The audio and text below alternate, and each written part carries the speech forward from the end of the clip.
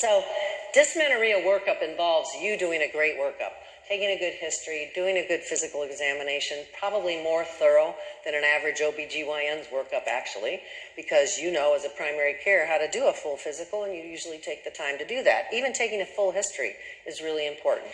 You're going to do labs as necessary based on your evaluation. Again, a reason why you'll never be replaced by a computer. Do you have to order in primary care an ultrasound? No. If you're thinking about an ultrasound, they probably belong in the hands of OBGYN.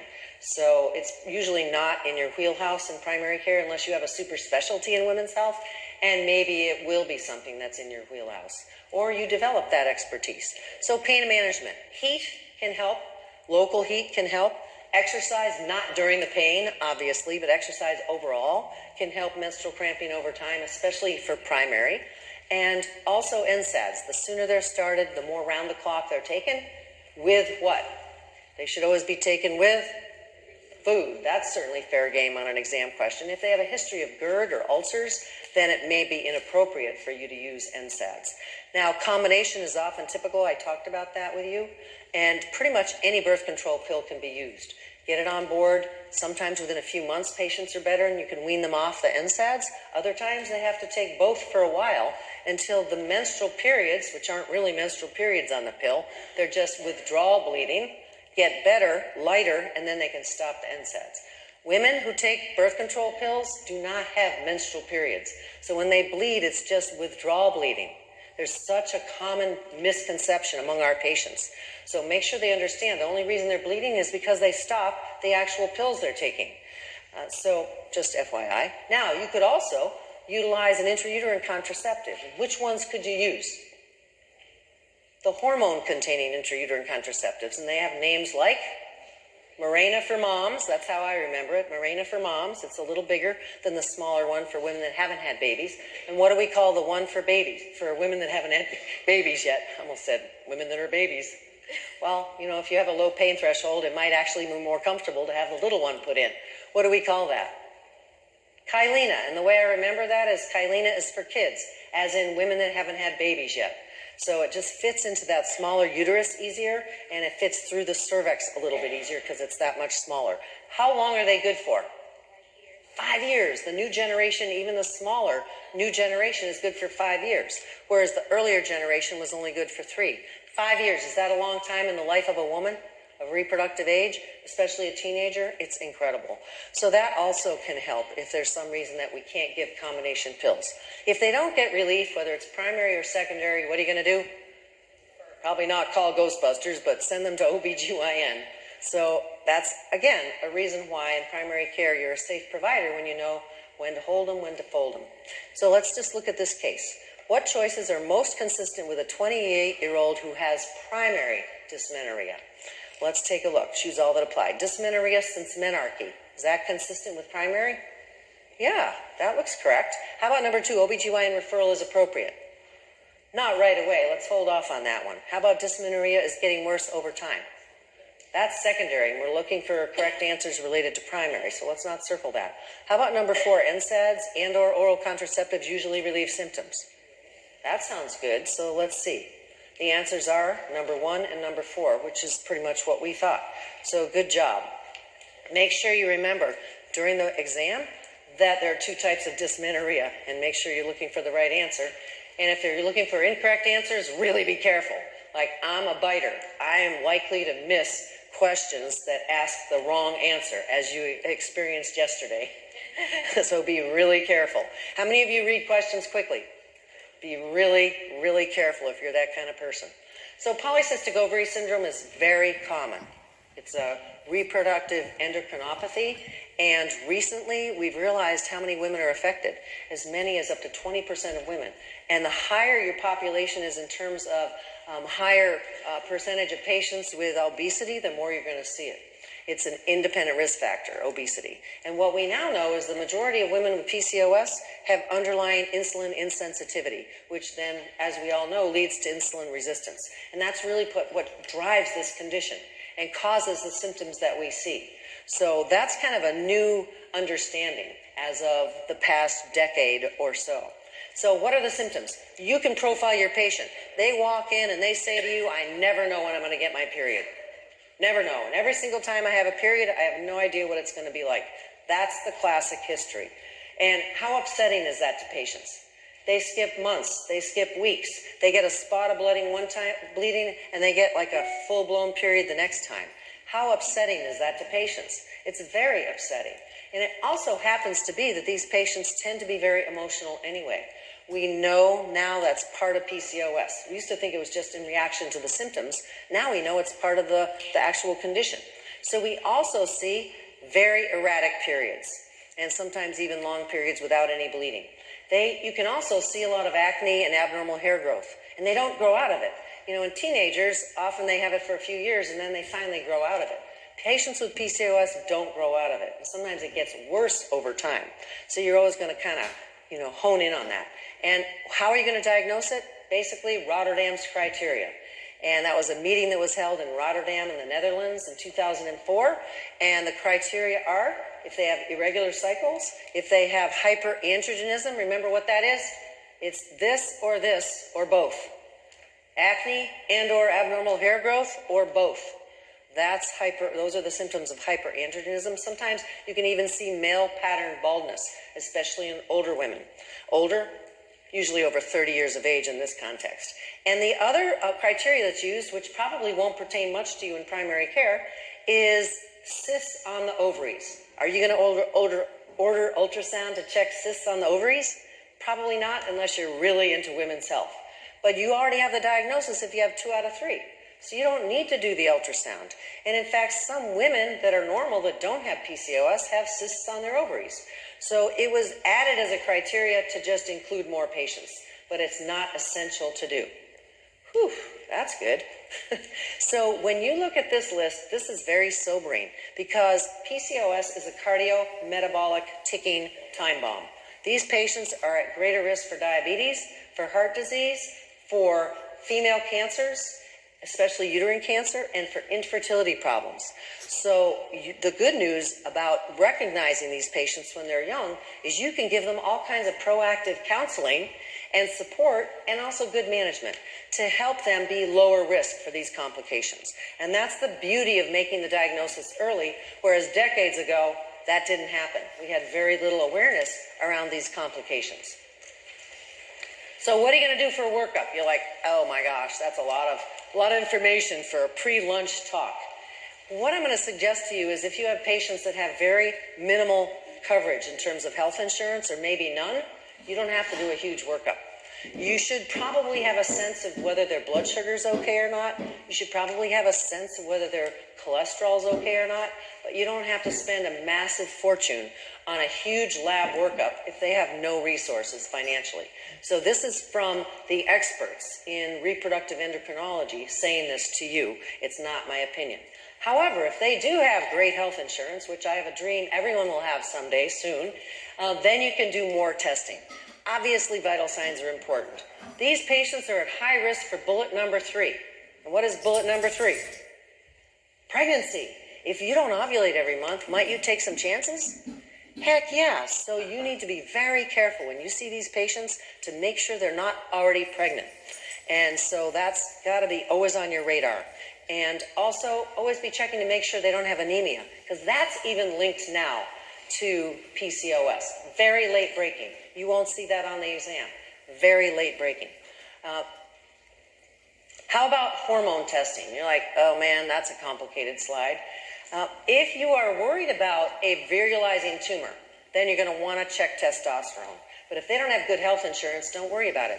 How would you know if you got to worry about a virilizing tumor? A rapidly virilizing tumor. Try to say that 3 times fast. They have rapidly virilizing symptoms. So they'll say to you, oh man, I grew this beard in the past month. It's not something that crept up on them over years. So if they have rapidly virilizing symptoms, you've got to check a testosterone or have somebody do it. Prolactin. That recently was found to be modestly elevated in women with PCOS. Late breaking. It seems like every week I'm seeing new research related to PCOS. That will not be on your exam because it's too new. So patients with PCOS may have a slight elevation in their prolactin level. But if they say to you, man, I'm having headaches the past couple months, vision changes, breast discharge, then you better check a prolactin because they could have a prolactinoma, a tumor. And you want to make sure that you rule that out. So you kind of get why a computer is never going to take over for you, because every single patient's going to be different, especially with PCOS. Now, when you're thinking about adrenal issues and adrenal conditions like Cushing's syndrome versus Cushing's disease, if you're not an endocrine expert, don't even take that on. Refer to either OBGYN for a start or reproductive endocrinology. Those are the experts that we refer complicated PCOS patients to. And where are they usually located? Often in infertility. So you better tell them, look, I'm not thinking you're infertile. I just want you to see the experts in the area of reproductive endocrinology. Now, maybe you'll be lucky they're freestanding, not in an infertility center, but just to pre-warn you. Do you have to get an ultrasound? If you're worried about getting an ultrasound, then you need to refer them to OBGYN. You don't have to make that decision. So what's your mantra in terms of management? Your mantra is contraception as in medical management versus conception. Why? Because these patients shouldn't wait until they're 35 to have their first baby. Because their risk for infertility problems goes up with age and with this condition. And risk for infertility problems goes up with age anyway. What do we call women that are having their first baby at 35, like I was? Elderly primip. What do you think I think of that term? Oof. Horrible. I remember I got something in the mail from AARP. I'm like, oh, this is so terrible. But there's a reason. The reason is that patients are at greater risk for complications when they have their first baby at 35 or older. So we want these patients to have their babies when they're younger. And you need to counsel them about that and help them understand maybe that extra degree that you want maybe needs to hold off a little bit until you've had your family. If your top priority is one of your top priorities is having a family. So that's why this mantra, management, contraception versus conception, is so important. They shouldn't hear this from you when they hit 35. They should hear this from you when they're teenagers. So they have some planning time. All right, sounds good. Lifestyle management really is very effective. What do you see the number next to weight loss? What percent of weight can these patients lose in order to feel better and maybe even get back to ovulatory cycles? 5% or more. Can patients lose 5%? Most patients can. The key is to help them lose it and maintain it. Maintenance is what we don't have a lot of good research on yet. That's why it's so important when you're teaching your patients about weight loss, help them figure out an eating plan they can live with. That's the most, I believe, important concept. Help them pick foods that are healthy, they can live with. Okay, can I live on French fries? Well, that might not be aligned with your long-term goals, but it's sure an idea. In any case, exercise is important, helping patients find things they like to do that are manageable. What's 1% of your day? 15 minutes. Will that have a profound effect on your health if you make time, 15 minutes a few times a week? Yes. Do not discount 15 minutes. Start with that. Help your patients understand how important it is to get the habit going. The habit's way more important than the intensity. And stress reduction. Help them with the techniques you use to reduce your stress. How many of you have apps like Calm, 10% Happier? How many of you have apps to help you calm down? I love Calm. I love 10% Happier. So practice what you preach and then help your patients with what works for you. And nutrition recently has been found to be very important with PCOS patients as well. It's not a surprise. What do we do with diabetics? We focus on protein, we focus on low glycemic foods, healthy vegetables, and complex carbs that are more slowly absorbed and maintain a better blood sugar. Nothing too surprising about that, but it has been found to help patients with PCOS feel better. So which statements are consistent with PCOS? Choose all that apply. Number 1, these patients are low risk for endometrial cancer. What do you think? No, they're actually high risk because they may not ovulate every month. So let's not circle that. We're looking for right answers, yes? Okay, how about number 2? Diagnosis requires a set of specific tests for all patients. Cookie cutter workup. No, individual. So let's not circle that. How about number 3? Diagnostic workup should be individualized. Yeah, that's a great idea, so let's circle that. How about number 4? Risks and complications are numerous and serious. Yes, and that's new research, and it's so important for us to be aware of these things. So the correct answers are 3 and 4. Good job, group. So if patients are not desiring pregnancy, what should we do? Think about combination hormonal contraceptives because they help with the symptoms and they actually help with insulin resistance. So there are a lot of benefits, and if we had more time, I could go into all those benefits related to recent research. So what you want to do is pick a birth control pill that's safe, and guess what? They're all safe. There are no high-risk pills available on the market anymore. They were all available when I was a young person. And we all smoked cigarettes, and somehow most of us survived. It's like, wow, that was a gift. So what you want to do is pick a sort of medium dose estrogen-containing pill with a safe progestin.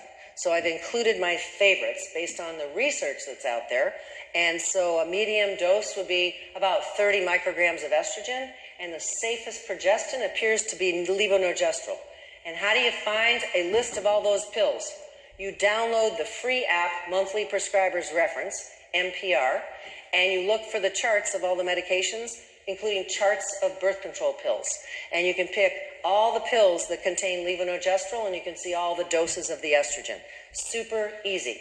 Now, you can also use metformin, an insulin sensitizer, and so that's something we combine sometimes. Or if they can't take birth control pills, sometimes we use that instead, and maybe an intrauterine contraceptive for birth control. So there's no cookie cutter management system.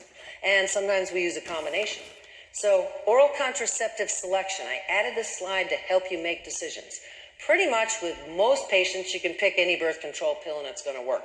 But the lower the estrogen doses initially, the longer it will take for them to kind of minimize their bleeding. So if you have a woman like a PCOS patient, it's better to go with a slightly higher estrogen dose so it thins the uterine lining a little faster. So start with, I would suggest 30 micrograms. And then often they'll have, the kind of, in quotes, periods that are more acceptable to them more quickly than if you start them at the lowest dose end. So normal menses, remember there's no such thing as menses when you take the pill. There's withdrawal bleeding. So, but when patients think about it as their period. Now, progestins, you want to pick the safest. I already told you what that is. Levonorgestrel. And so look up in the charts which pills have that. Now, the other advantage to levonorgestrel is it's associated with less breakthrough bleeding than norethindrone. Now, if you have no idea about the patient's history, you do not want to give patients drospirenone-containing pills. Why? Because it could put them at greater risk for a life-threatening complication. So, you know how many teenagers have no idea about their family history? Like, blank screen. How many of you have seen that? You've asked them about family history and they're like, yeah, I don't know. So you have to be careful with patients who don't know their family history. Because if they have an inherited coagulopathy that they're at risk for having, and you start them on the pill, they could be at risk 2-fold to 20-fold increased risk for a life-threatening event. And you don't want that on your license. No way. So avoid drospirenone if they have no idea about their history.